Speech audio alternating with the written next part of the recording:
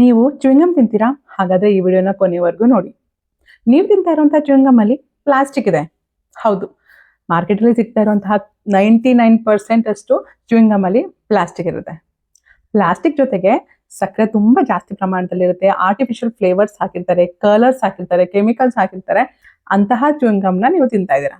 So ನಾವು ಚ್ಯೂಯಿಂಗಮ್ನೇ ತಿನ್ಬಾರ್ದ? ನಮ್ಗೆ ಚ್ಯೂಯಿಂಗಮ್ ತಿಂದಲೇ ಇರಕ್ಕೆ ಆಗಲ್ಲ ಅನ್ನೋರಿಗೆ ಗುಡ್ ಗಮ್. ಇದರಲ್ಲಿ ಪ್ಲಾಸ್ಟಿಕ್ ಇಲ್ಲ, ಇದು ಪ್ಲಾಸ್ಟಿಕ್ ಫ್ರೀ. ಯಾವುದೇ ತರ ಫ್ಲೇವರ್ಸ್ ಏನು ಆಡ್ ಮಾಡಿಲ್ಲ. ಶುಗರ್ ಫ್ರೀ ಅಂತಾನು ಹೇಳಿದ್ದಾರೆ. ಶುಗರ್ ಬದಲು ಇವರು ಸ್ಟೀವಿಯಾ ಮಾಂಗ್ ಫ್ರೂಟ್ ಎಕ್ಸ್ಟ್ರಾಕ್ಟ್ ನ ಬಳಸಿದ್ದಾರೆ. ಜೊತೆಗೆ ಝೈಲಿಟಾಲ್ ಕೂಡ ಹಾಕಿದ್ದಾರೆ. ಝೈಲಿಟಾಲ್ ಇಸ್ ಈಕ್ವಲ್ ಟು ಶುಗರ್ಗೆ ಈಕ್ವಲ್ ಆಗಿರುವಂತಹ ಒಂದು ಸಬ್ಸ್ಟೆನ್ಸ್.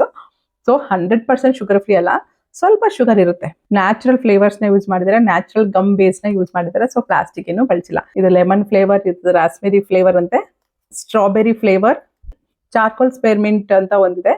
ಈ ಬಾಕ್ಸ್ ಅಲ್ಲಿ 4 ಚ್ಯೂಯಿಂಗಮ್ ಬಾಕ್ಸ್ ಗಳು ಬರುತ್ತೆ ನೋಡಿ. ಈ ತರ ಒಂದೊಂದ್ರಲ್ಲಿ 15 ಚ್ಯೂಯಿಂಗಮ್ಸ್ ಇರುತ್ತೆ.